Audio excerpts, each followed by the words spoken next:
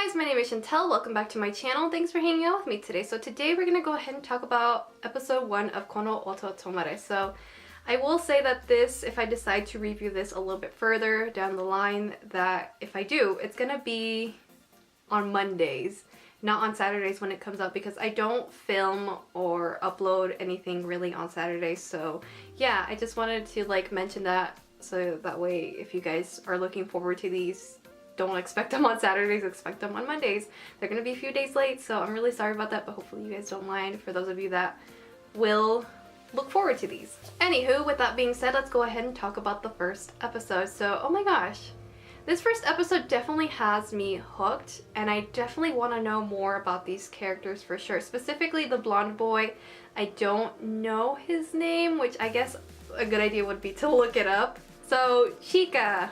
Oh my gosh, so let's start off with him for a sec, because he definitely got me interested. I think that he was like the main reason why I got hooked immediately, was because of his backstory. But when we first meet him, he's like saving like our main character from being bullied. Like he's about to get beat up and he comes in and like beats these guys up, and I thought that was like pretty cool, like to like introduce him into this, because this character is like a well-known delinquent. At least he has like a reputation. Basically he is basically known to be really violent, and everyone just makes assumptions and pretty much stays away from him. On top of that, like the way that he wants to join the club, it's a little bit, I don't want to say like harsh, but it's like almost like pushy and harsh. I don't know how to explain it, but like it ends up causing like a misunderstanding with our main character, with the boy with the glasses, which I don't know his name. His name is Kurata. So yeah, Kurata already has like a really bad impression on Chika, and it gets them off on the wrong foot with each other. Which is understandable on Chika's point of view, because he's being bullied by like other delinquents, and like he is like terrified of this new guy, and the way that he's kind of like forced his way into the club is like a whole different thing, and he's just like having a hard time processing like, what is this guy doing here? Like, you shouldn't be here. Like, is he gonna like do what the other guys are doing to me and stuff like that, you know? So I kind of understand like that perspective, but at the same time it's like, come on guy, like dude, like give this guy a chance. You never know what could happen. I don't know, you know? So yeah, going back to Chika, he tries really hard to join the Koto Club, and he pretty much starts to clean up the club. And like I said, you kind of like these little gestures almost makes you like, you already know that there's definitely more to him than what people are saying. We also get to find out a little bit of his backstory in this episode. So basically you find out like what happened that day that everyone seems to be talking about, like the day that he like trashed his grandfather's place and like completely destroyed it and the instruments. We find out a little bit more about him thanks to like one of the characters, and basically we find out that he had a good relationship with his grandfather. Like at first they weren't on good terms, but the grandfather, despite, you know, Chika always getting into fights and stuff like that, he, you know, the grandfather wanted to be there for him and wanted to, like, he just didn't want to give up on him, even though people were like telling him, like there was this lady in this episode that was like, why don't you just give up on him and kick him out? Like, you know, basically no one understands why the grandfather is even like taking the time and, you know, just taking care of him and stuff, like, even though he's still like acting out and all this stuff. But the grandfather's like, no, you know, he's still family. And Chika hears all this, like he, you know, he hears his grandfather talk about him like pretty much in a good way, and because of this it makes Chika like want to change himself for the better. And then he decides to, you know, like, hey, like this instrument, like what is it about, like what is it? And basically like that kind of starts it off with the grandfather and Chika. They get along because of like this one instrument basically like brought them together, and Chika is able to like, I think he is able to play it. Not completely sure, but it looks like it based on like the backstory and stuff like that. And yeah, he does make a complete 180. He changes himself for the better. He stopped getting into fights and all this other good stuff. But I guess like the people that he hung out with didn't like this, so they ended up like framing him and ended up trashing like the place and making sure that it looked like something that he would do, which is so unfortunate because like I said, this guy like makes a completely 180 and wants to change himself for the better and do it for the sake of his grandfather, someone that actually believes in him for the first time ever and sees something more in him. And you know, he does go visit his grandfather in the hospital. His grandfather does say, you know, like, I know you didn't do this, like, I know you better than anyone.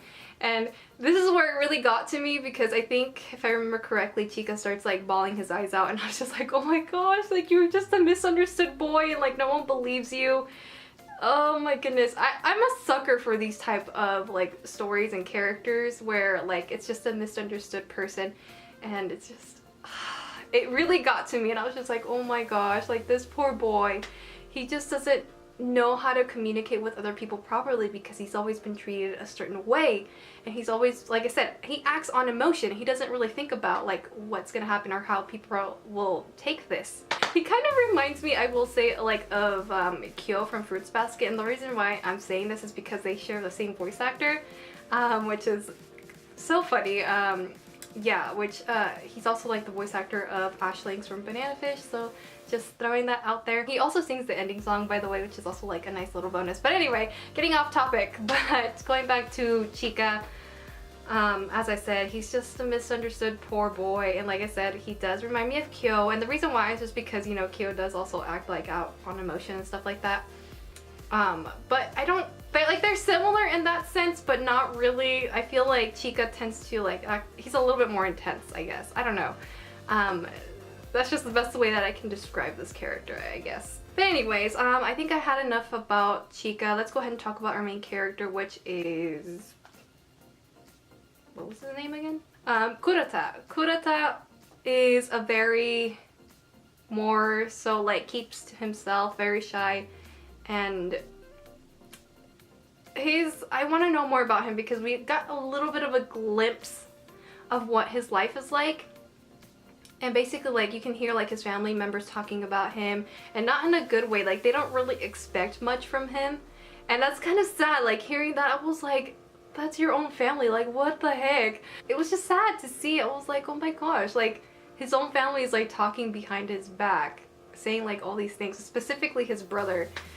I'm like, oh my gosh. So that also got me hooked. And this boy, he is pretty much being pushed around by these delinquents, and he really just can't speak up for himself or do much for himself either, and he just is being pushed around, and it gets him nowhere. He is trying to revive this club because there's no members, and like I said, like the delinquents pretty much like took over the club. And it isn't until like Chika comes in and saves the day, like I said earlier in my video.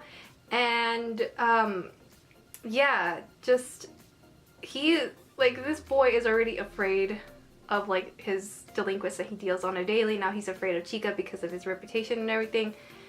And he just can't understand him. Like, why does he want to join the club? And he just doesn't take him seriously. He thinks that he's just messing with him. And it isn't until like one of Chika's friends, or his only friend at least that I can see, tells him his backstory that I just got done talking about, and he sees him in a completely different light, and now he understands why he wanted to join the club.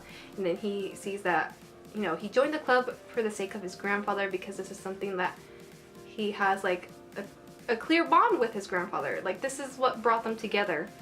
So he definitely has like a love for it there. And with this, he is like, oh my gosh, like I've had like the wrong impression about him, and he tries to like make right, but because Chika interrupts like the delinquents, and the delinquents know that Chika's gonna get in the way of whatever the heck they have planned, and like basically because like he knows that Chika will save and protect our boy Kurata. Sorry if I keep forgetting his name. Sorry about that, you guys. But he ends up being knocked out and beaten up so badly. And not only does he get beat up, also the club room is like completely trashed, and they basically frame automatically, like the teachers think it was Chika, and that is not the case. And the whole time I was getting so mad because the teachers, the way that they treated poor Chika, I was like, no, like you guys have the wrong idea, you guys got the wrong guy. And Chika, he knows that no one's gonna believe him, especially in the past experience of like what happened with his grandfather. He knows that no one's gonna believe him, so why even speak up? Why even like say, you know, it wasn't me if no one's gonna believe him? And that hurt me so bad. And I was just like, oh my gosh, like I wanted him to say like, no, it's not, it wasn't me, but at the same time it's like no one's gonna believe him, so it's like, what can you do? So in that moment I was just like, oh, I hope this boy Kurata like comes in and like saves his ass, because if he doesn't, I am gonna riot. And thankfully he does come in and like say, you know, hey, it wasn't him. I like, there's no way it could have been him because he wanted to join the club. And the principal was like, oh, like, is this true? And then we also have like a teacher on the side that's like, nah, how can you believe that? Like, you guys have no idea, you guys have no proof. But the principal, I really like that the principal like also is like, there's no proof that he did it either. So like, yeah, so he even told the teacher like, careful what you say. And I was like, yes, thank God. Also, we did get a little bit of a reveal from the principal. We find out that he was close to Chika's grandfather. And we learned that Chika's grandfather was the one that started the Koto Club. And I was like, oh my gosh. And I really like that moment between Chika and the principal. Because the principal's like, you know, maybe some other time we can like sit down and talk about your grandfather. I would really like that. And I was like that was such a heartwarming little thing to see, like, you know, like there is someone out there that he can like talk about his grandfather, about the good times and stuff like that.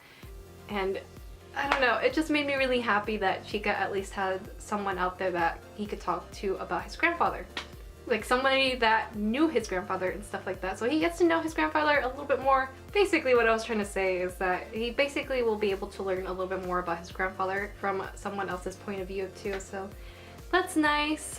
But yeah, let's see, I think that's about it. The delinquents do turn themselves in because thank God for Chika's friend. He overheard them talking about that they had framed Chika for this, and he was like, what did you guys say? And like I said, thank God. So Chika is in the clear, he's good to go, and thus begins the journey for like to revive, I guess, the Koto Club, because they still gotta revive it. You know, it's just Chika and Kurata right now for the time being. So yeah, that's pretty much the gist of like the first episode. Overall, like I said, I was really hooked, and I am really excited to get to know and see like what type of character Chika really is. Like so far, my first impressions of Chika is just that he's just, like I said before earlier in my video, he's a misunderstood boy who just doesn't know how to talk to other people properly. And I feel like as the episodes go by, he's gonna learn that. He's gonna learn to be able to open himself up a little bit more and like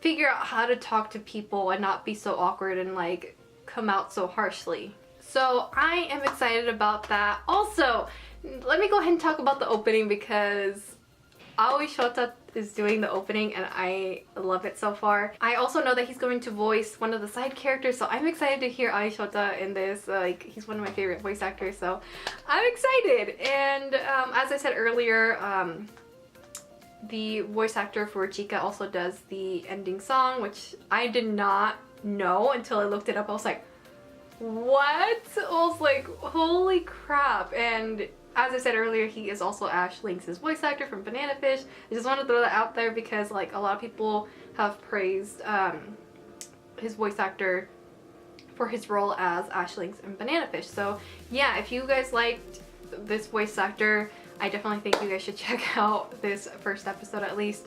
See how you guys feel about it. Overall, I definitely think Kono Oto Tomare has some potential. It's very interesting to me so far, so we'll see how it goes. I'm really excited to talk about it.